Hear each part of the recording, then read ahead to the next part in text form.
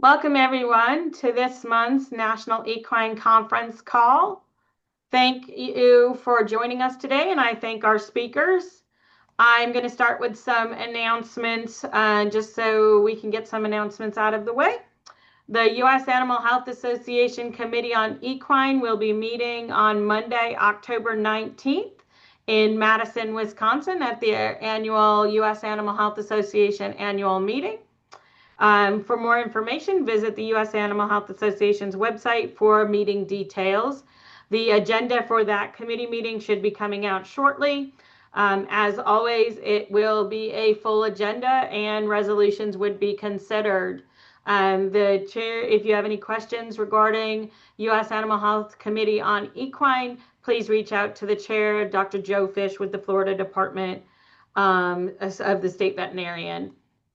The other announcement I'd like to make is that the AAEP convention registration has opened. Early registration does end on September 17th, and to save money, you should register early. That convention this year is at Mandalay Bay Convention Center, December 7th to the 11th in Las Vegas. And I would recommend going to the convention website for AAEP for more details and registration for the early registration discounted prices. That's not just discounted registration fee, but discounted hotel stays as well. So the other thing for AAP, I'd like to congratulate the new board members and executive team members that have just been recently elected to positions with the AAEP. That would be for Vice President, Dr. Luke Bass, for Treasurer, Dr. Jim Zelliff, and board members welcoming on that were elected this year are Myra Barrett, Chris Kowchak, and Craig Lesser. So again, we'd like to congratulate all those that have come on to the AAEP. Those are all I have for announcements today, but I will like to go into the topic of screwworm just to give some updates for New World screwworm. As New World screwworm continues here in Mexico, as you can see on the screen that I'm sharing, these are the current case counts in Mexico. We have 1,864 active cases. As you can see, we still have active cases in Mexico near the Texas border. This green zone is where the sterile fly distribution is. And again, you will see it's right on that border with Mexico and Texas, where we're seeing some of those active cases here. As far as active cases close to us, and I'm going to kill these names, but Coahuila is 40 cases and Chihuahua is 99 cases in this area that are active. So we are still seeing active cases in Mexico. As far as our U.S. cases, I'm going to switch over to the USDA screwworm.gov dashboard. We have a total of 45 cases. However, only 3 of those are active at this time. The active ones you can see are in Brewster County here and Terrell County in Texas. All of the others are currently inactive. And again, just a reminder, those are still infested areas that are under monitoring for New World screwworm. But we do only have those 3 active cases. The last one was the sheep case that was confirmed on August the 5th. And we have the 2 Brewster cases, the 29th and 30th of July in cattle. Again, as of today, there's been no horse cases for New World screwworm in the United States. The majority of the cases have been in cattle, sheep, goats, and we've had a few of those dog detections. So I also want to call your attention to the Texas website. They have put out movement guidance. Texas A&M AgriLife Extension in cooperation with the Texas Animal Health Commission does have a new website with guidance where you can determine what the requirements are based on where you're moving from, what you're moving, and are you based on where you're going, and if you're in an infested zone or not, and then what your protocols are going to be based on that. And then it gives you the requirements. So I wanted to call this to your attention so that you have this information available to you. As far as additional information for equine practitioners related specifically to equine products and information available for equine practitioners as well as horse owners, I would direct you to the Equine Disease Communication Center that does have the fact sheets for New World Screwworm for horse owners. And I would refer you to the infectious disease guidelines for New World Screwworm on the AAEP website, as well as AAEP has a prevention and therapeutics document for New World Screwworm, specifically for horse veterinarians, looking at what are the prevention and therapeutic options that are available, either as an FDA approved product or emergency use authorization, which right now we have two products, Dectomax injectable and the liquid ivermectin product that have emergency use authorizations in accordance with FDA rules and regulations. We also have the F10 sprays and ointments for a topical treatment. Then I would also refer you to the EPA for their EPA pesticide products that do have a claim for New World Screwworm. So again, just with a reminder that these New World Screwworm cases may continue based on the environment that we are seeing right now and climate conditions. As we can say, they are still active in Mexico, and we are still going to keep our eyes and ears open. So we remind horse owners and veterinarians to work with horse owners to make sure they inspect their animals, report any suspicious larvae and wounds, and apply any topical preventative treatments to prevent those larval infestations. So that is just a quick New World Screwworm update that I wanted to share with you at this time. As always, USDA's information on their screwworm.gov can give additional information as far as the latest on sterile fly distribution and the progress they're making on the sterile fly production and distribution centers within the United States. So with that, I can open it up to any questions that folks may have at this time on New World Screwworm. All right, hearing none, we will move on in our agenda. And we have thankfully brought back Dr. Lutz Goering, and he is going to give us another update on some of his great late-breaking research you're doing on EHV1 specific to transmission. Thanks, Lutz. Go right ahead. I'll give it a try. Can you hear me? I can hear you, sir. Okay, and oh, there's the screen, sorry. I'll share this one. And we see the presentation, but we don't have it in slide mode or presentation. And now? Give it a minute. There he is. Yep, we're seeing it now. Yep. Okay. Thanks very much for inviting me and having me over for this presentation. It's on the indirect airborne transmission of EHV1, an experiment we conducted this January and February here in Kentucky. This is the focus of this experiment was to test the transmission efficacy from horse to horse, and we focused on the indirect. So there's direct and there's indirect transmission for EHV1. Direct is the one where nose-to-nose contacts are established and fluids are exchanged in a very direct way. It's considered the most efficacious way of transmission. On the other hand, there's indirect transmission, which is via fomites, or indeed it's the airborne transmission via droplets or aerosols.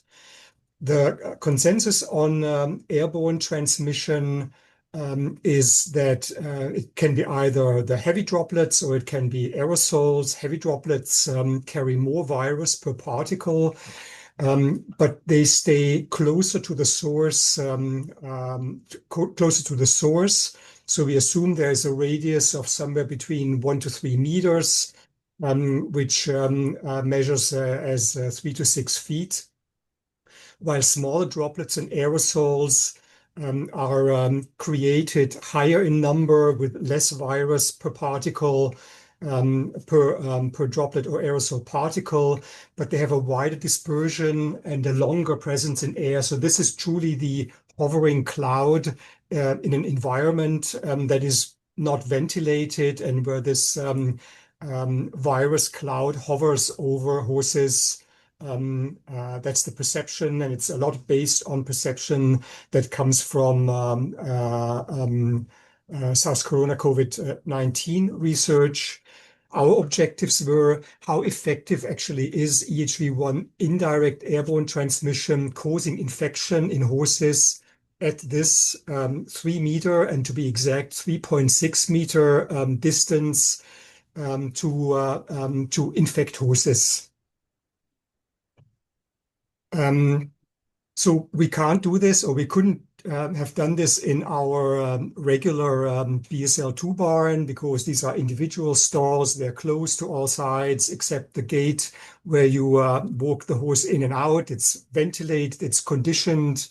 So we needed a different solution, and we came up with the idea of a pop-up barn that was realized in a storage barn used for storage of hay and other items, tractors, and a repair shop in there. And thanks to Julie Brandywine from Brandywine Tent Rental Incorporated, they put us down with a number of stalls here in this unit here. We got like three rows of stalls, as depicted here to the right of this slide. Her crew came in and put down those stalls in this sequence, and this was magically done in less than an hour. They put up these stalls in there. These are the classic stalls that you can see at events. It's the 12 by 12 feet stall that is linked together stall by stall. It's the 150 meters closed panel on all four sides. And then extended with these bars, providing an open airspace and communicating airspace between within the entire barn system here. And so they came, set up this thing. We started our experiment. And by the end of the experiment, they broke down everything after we cleaned, of course, minor detail. Just to make sure, I don't know if Josie's online here. I still have the Audi as what I show here in the lower left corner, just for her information. So this was our barn setup. We had like these three aisles, a middle aisle and left and right stall aisle or row of stalls. We for this experiment, we used a total of 14 yearling horses, all with virus neutralizing titers of less than 1 to 4. We populated the middle row with 4 horses. Those were the ones to be infected with experimentally infected with an intropharyngeal instillation of EHV1, the strain AB4. We hope to induce shedding in these horses. This was all done on day 0. On a Sunday at around noontime. We let it kick in or settle in for another 24 hours. And then we populated the left and the right aisle with a total of 8 sentinel horses. by Monday, so nearly at 24 hours after infection of the induced infected horses here. And then another day later, we started to sample the horses once a day in the morning, following a very strict sampling routine, which included either start in the left or right aisle or left or right row of stalls, always going south to north, always then once one aisle was done or one row of stalls was done with dedicated equipment, that one was brought back to the beginning of this aisle. Then we switched the rows of stalls, went to the other sentinel row, and finally, by the end of sampling of all sentinels, we sampled the middle row, always as last. For each horse, we had horse individual attire to make sure we don't carry anything over from one horse to the other. And what I forgot to point out, if we look at that setup in the barn, we had the 3 rows of stalls here here on the right. All the entrances to the individual stalls are marked here with this little orange dot. So water was also here. The bucket was hung up here. 2 buckets hung up here. The gate was here, and this was we had to choose one way or the other. So this was on opposite sides here for the middle row and the right row of stalls. Coming right away to our very exciting results. What I personally think. So again, this is the setup here with the experimentally infected in the middle row and our sentinels left and right. This is the virus, the nasal shedding of virus measured in genome copies by PCR in our middle row in the infected, experimentally infected horses. And what we clearly can see, well, we did not take samples 24 hours after the infection, but 48 hours after the infection. They were all there where we expected them to be, shedding at full speed here. This is a log scale, viral log copies per milliliter of fluid where those nasal swabs were immersed into.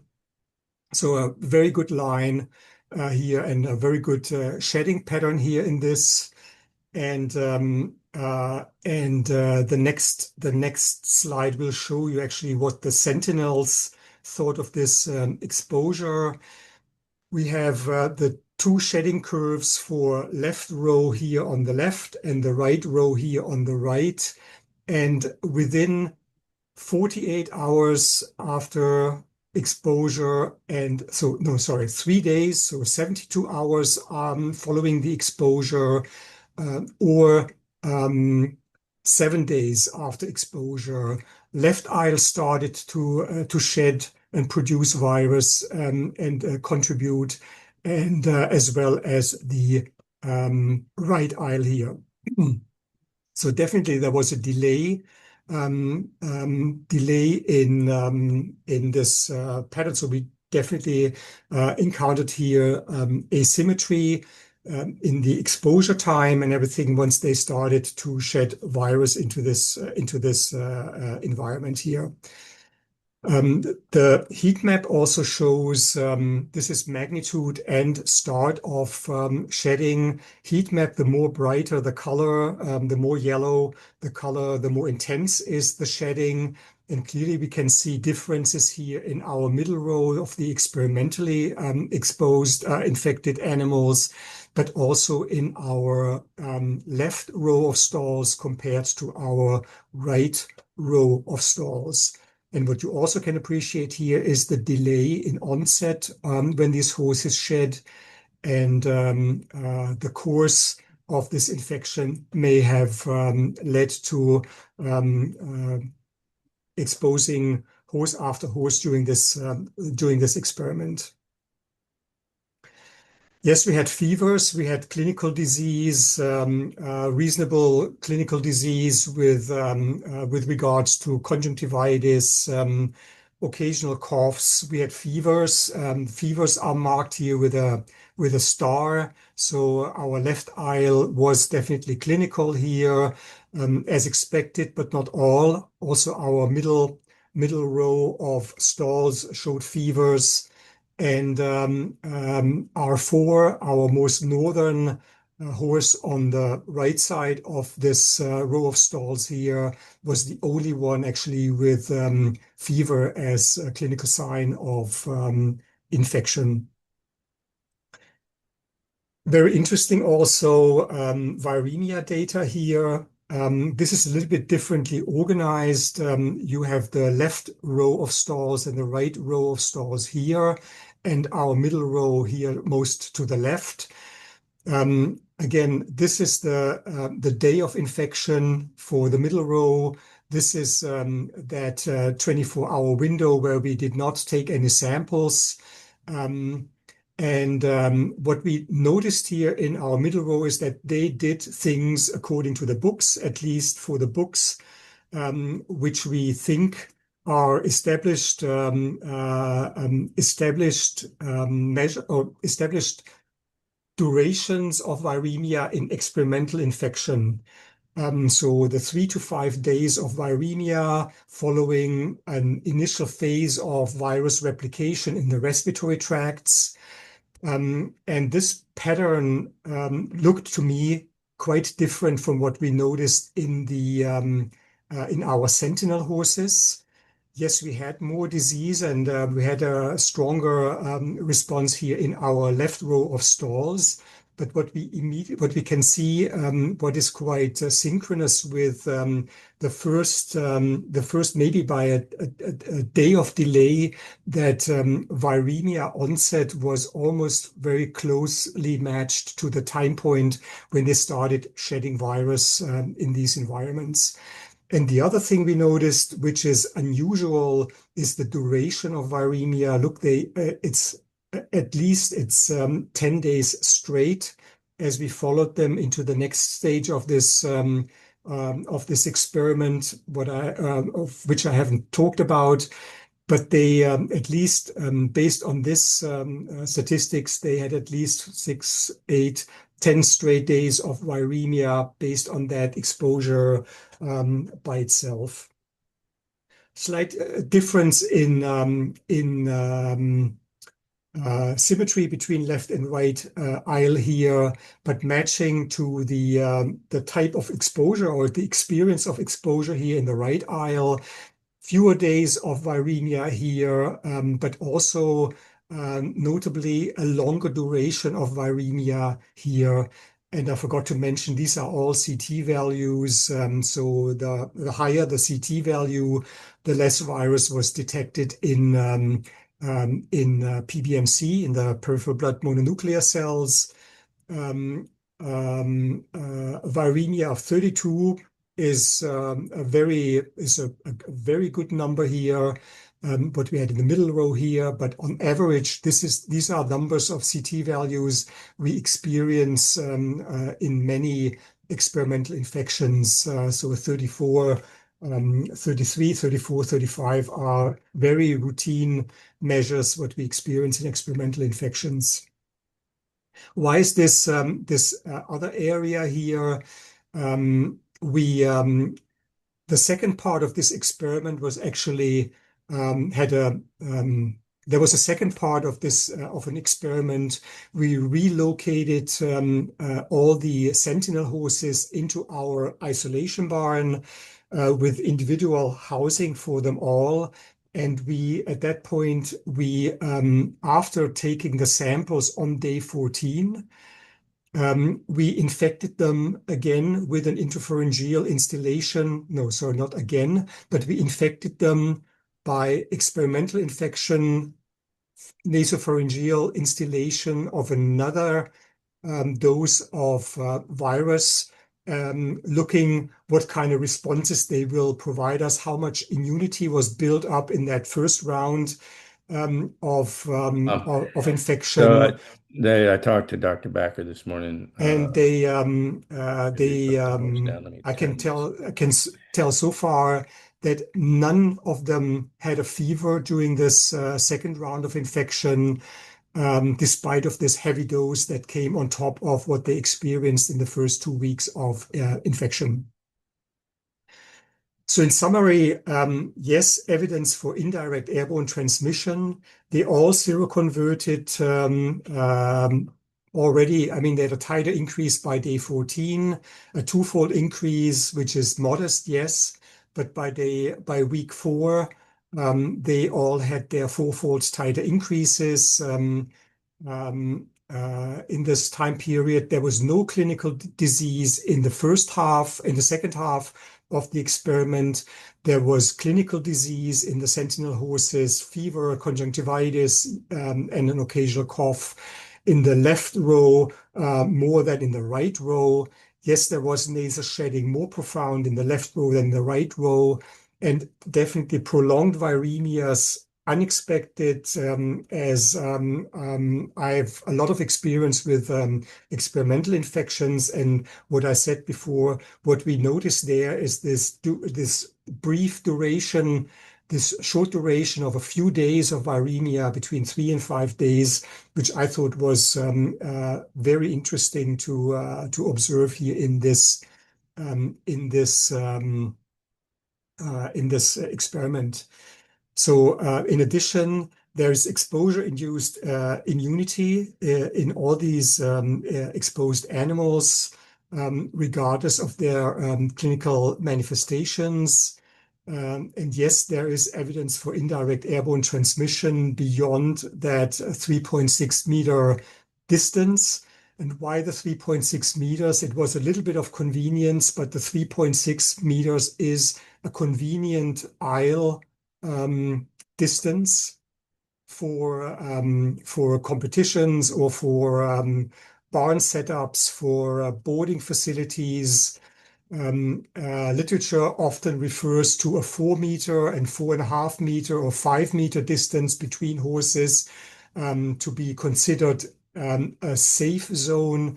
And with these findings, I definitely would argue against any safe zones as long as horses are under the same roof as shedding animals are at the same time. Would like to thank a lot of people, don't name them all. I really appreciate my team here, the Team Herpes at Gluck, and the Hong Kong Jockey Club Equine Welfare Research Foundation in providing support for these studies on transmission on EHV1 immunopathogenesis. Thanks very much. Well, that was a lot of information that is going to scare a lot of people right now. I will say that right now off the bat. I did get a couple of questions on the study. If you can go back to your setup of the aisles, there was a couple questions. One question Do you still see me? Do you still see my screen? Yep, I still see your screen, but I see the not the slides PowerPoint presentation, but yeah, like that. So the question came up is that middle aisle, was it open to the right? Is that where the opening and the stall entry point was? So this was entry. This was entry for the horses, and this was also where our farm crew came in to clean the bedding, clean the stalls, water, feed. It was towards this, from this side. So right line. So the right entrance mirrored was on the other side of was opposite of the middle aisle. And this is the only difference between the setup here, left to right. Okay. And then the other question they had was, what strain of virus was used? AB4. Okay. And then the question that I always have when I was dealing with outbreaks is, you have a horse with a respiratory nasal shedding of a CT value of 39. I know you did CT values in log, but what does that look like from a infectious or not infectious? Yeah. Can you gather information from this study, or are you going to do me another study that shows what that horse with a CT value of 39, how infectious is it? Well, so this is another study where we compared doses and shedding patterns based on what the infectious inoculum was or is. Um, this these log numbers here, what we saw here sorry, I have to go back into this mode, right? So these log copy numbers, these are CTs way beyond 30. So this is below 30, right? So this is 22, 24, 25. If we have like a log copy number of 10 to the 6, it's a lot of virus. So this is not a CT of 39. 39, 38, 37. This is like tiny bits that circulate. These are very low numbers if you Yeah, have a 37, 39 yeah, in so that that's still realm. information that we're trying to figure out when it comes to a quarantine Yeah. situation is how risky those are. But this is The great problem, Katie, information. the problem is just like, we never know what a horse with a Yeah, 37 does the next day, yeah, right? Will it be a yeah, 35 or 34? Will it be a 32? yeah, Or does it hover at around that value? Will it go down? Will it be negative the next day? yeah, Will it be one up or down? Right? yeah. But this is great information from exposure and why we want isolating horses way away It's from everybody. the important take-home message is like, well, we can't rely only on distance and say like, well, if we keep them far apart from each other, no danger. There's still danger, and also like, we never know the constellations. This is like we discussed airflow here. Why was the left row more intensely affected than the right row? Why was it coming through almost like through the back door a few days later, almost like ending northern with L4 being the one that shed most and longest, and then hovering over to the right side? Does that have to do with air movements in this barn? Possibly, yes. It always shows that there is you know, this is unpredictable, and we never can say like, what airflow will be, for example, and what horses are more at risk or will be less at risk, unless we really remove the shedding animals away from anyone who is not shedding yet. Yeah, I think you answered this question, but one of the questions is why was the left more than the right? Was it prevailing winds? Well, so this was a regular barn with some natural ventilation, did not have extra mechanical ventilation, had these few little towers on top. The few little things in here. There were two gates at the northern part and the southern part. This is where the bedding material was kind of brought out here. So that was open and closed. There was wind breezing through there on occasions. So that probably may have affected airflow tremendously. Also, like horse movement. Well, how they behaved in their stalls, they were fairly quiet. But I think this is the variation you can experience in a setting like that, which makes it much, much more interesting to me in retrospect. And then another question came in as far as the age range of these horses, and would you expect this to be a different distribution if we change the age and vaccination status of these horses? No, so it's all yearling horses, and we have VNs of less than 1 to 4. So that's what we are happy to see. This is a negative horse. I would say that vaccinated or previous vaccinated horses or previously infected horses, they have a different shedding pattern. And if they are vaccinated, previously exposed, they have a different threshold of what's coming in, right? And it varies between horses, and depending on how long ago was the exposure, how long ago was the vaccination, how much will they shed. So yes, it will add to the dynamics of exposure and exposure infection, airborne transmission. Definitely, this is proof of concept. Do we have proof for experimental infection transmission at this distance between a source and sentinels? And more studies would be required to go into how efficacious is vaccination to test against this. However, if you look at our asymmetry in this setup, and you have you can't even do a vaccination challenge experiment under these settings, because you have so much variation already in an unvaccinated or unexposed group to begin with. So you would need huge numbers to make any assumptions, or you would have huge numbers necessary for experimental setting to test that hypothesis or experimental or efficacy of a vaccine or immunity ahead of time. And you did confirm that, I just want to reiterate because the question came in, these were unvaccinated yearlings. This is yeah, unvaccinated yearlings and serology, no antibodies, right? Okay, That's those seem to be all the questions. If anyone else has any questions, either unmute yourself or put the question in the chat. Great information, Lutz. We really appreciate your time, and we look forward to additional studies that you can help us make good decisions on our quarantines and moving forward. But I think the bottom line is isolate the horse that's positive outside of the stabling area in a Yes. separate barn. So, any other last call for questions or comments? Okay, hearing none. Thank you, Lutz. Appreciate your time.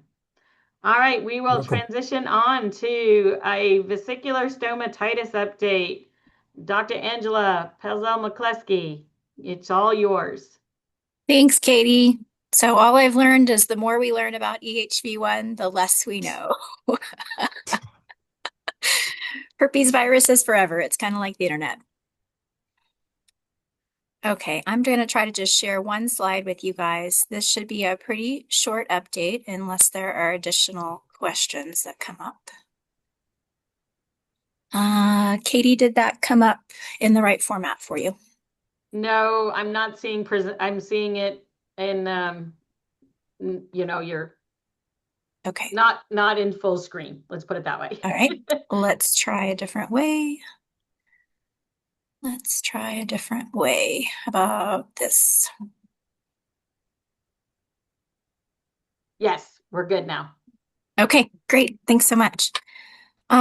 Just a short update. I think folks have been following along with this situation as the situation reports come out. I will tell you, I did just post a new vesicular stomatitis situation report this morning.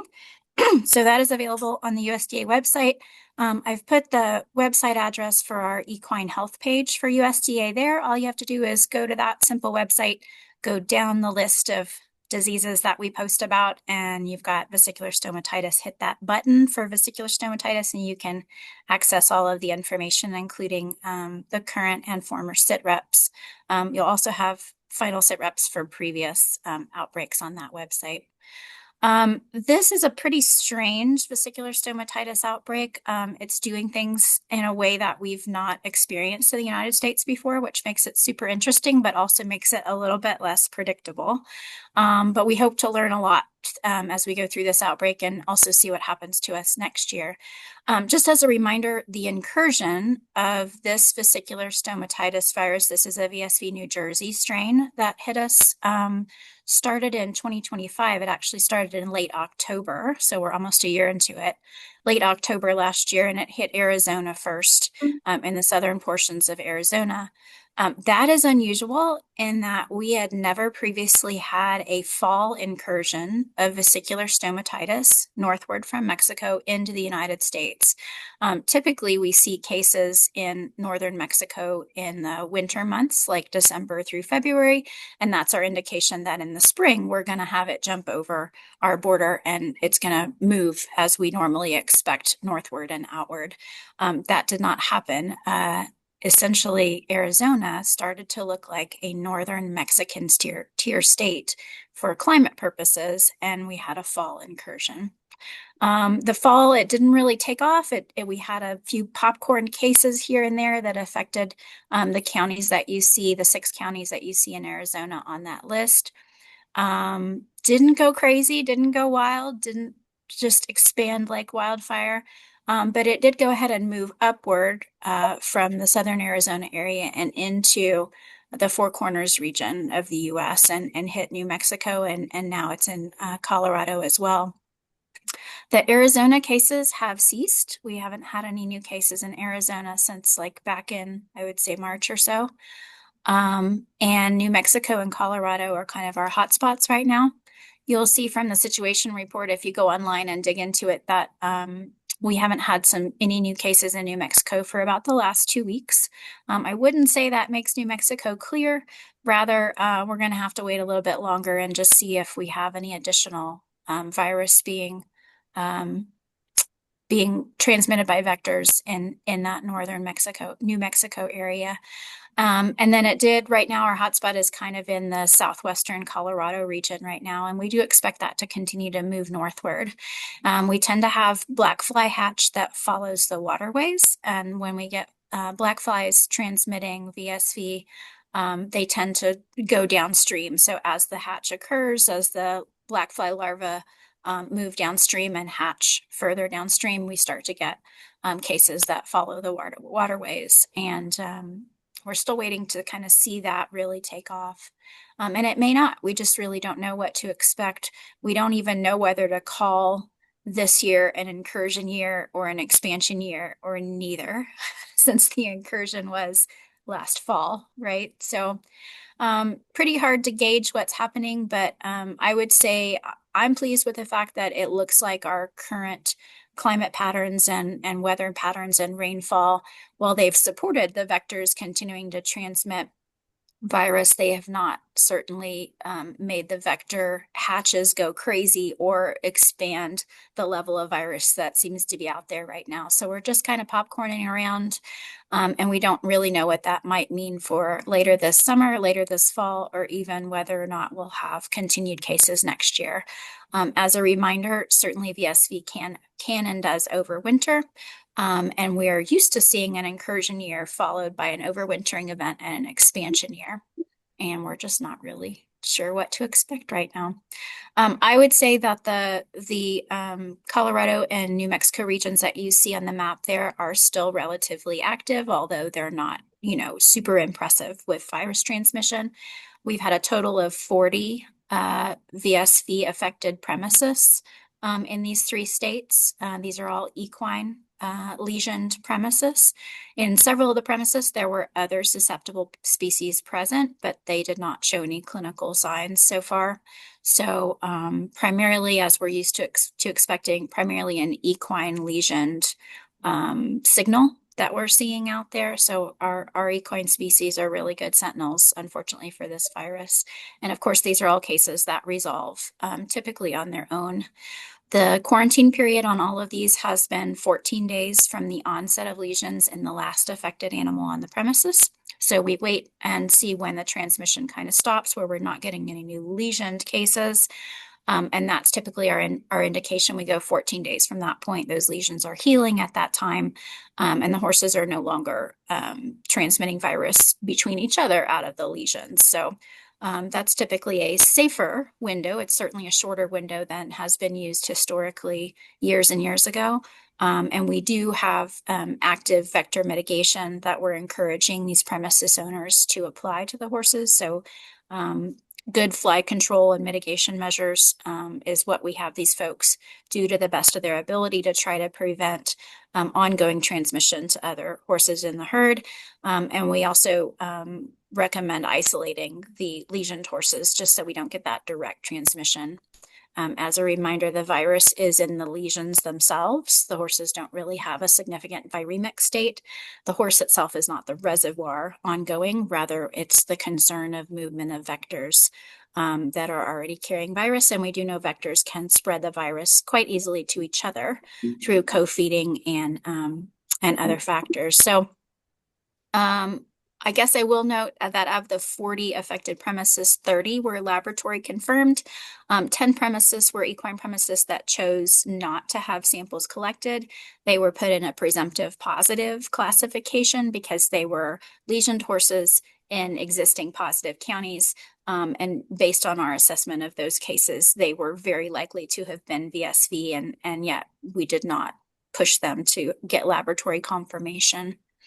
At this time, we've released most of those premises from quarantine. We just have the one new one right now in La Plata County in southern Colorado, but we do expect continuation of cases. So the main risk to all of the rest of you in the United States is really the movement of animals from this still affected region.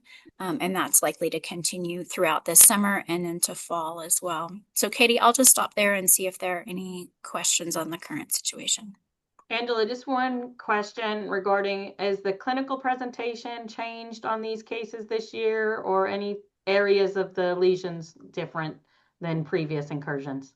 Not really. This looks like a normal virulent VSV New Jersey virus. So we're getting all the different types of lesions, right? The crusty muzzles, the sloughing tongues. We have had some coronary band lesions. I haven't personally seen any ear lesions yet, but that's not to say we haven't had a few that I'm not aware of. So essentially, just to remind folks, where the fly bites is where the virus gets deposited. And so that's really important. When the flies with virus on board bite on haired surfaces, you don't get lesion formation. You will see seroconversion in that animal.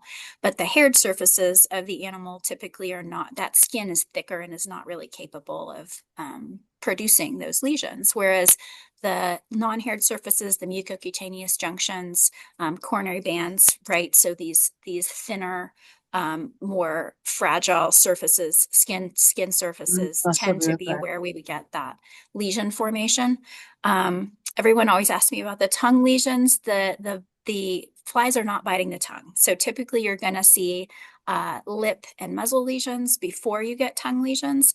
And that's just a factor of when you watch video of these horses, the lip lesions are swollen and quite painful. And so the tongue is coming out and licking the horse's lips, and it physically transfers virus from those lip lesions onto the tongue, and then you get the tongue sloughing. So if you have a sloughing tongue without any muzzle or lip lesions, that's probably not VSV. we gotta make sure that the progression of events kind of follows what we expect. But no, the flies are not biting the tongue. All right, anybody else have any questions on vesicular stomatitis? I'm not seeing any in the chat or on my phone at this point. I'm going to give it one more minute. Just a reminder, Angela, Canada still has VS controls for Colorado and New Mexico at this time, correct? That is correct to my knowledge. For New Mexico, we'll be watching them closely since I said they haven't had any new cases the past couple of weeks. Typically, we don't even make any sort of declaration or say anything about whether or not a state is free. That's really not something we can say, but we wait until at least 30 days after the last quarantine and release in a state before we feel like things have gone away. And certainly the other countries will make decisions either based on that timeline or based on their own timeline. But you're not going to see us jumping out there on the sit rep saying anything is quiet, free, no longer transmitting until at least 30 days have gone by with nothing happening, and that may not stick, right? So we have had reactivation of states in the past. So just we kind of sit back and know that this continues to be an affected region of the country. We do expect it to continue to expand, and we certainly may have more problems coming to us next year not even sure if this will stop for next year or just roll right in. Well, thank you, Angela, as always, for your time and expertise on this. We appreciate you getting on the call and giving this update. So with that, that's all I have today. If anybody else has any questions, please put them in the chat. Our next call will be on September 10th, same time, same Zoom link. As always, I appreciate any suggestions for speakers or topics. And with that, I'm going to give you back some of your time and say have a wonderful rest of your week. Thank you for joining us.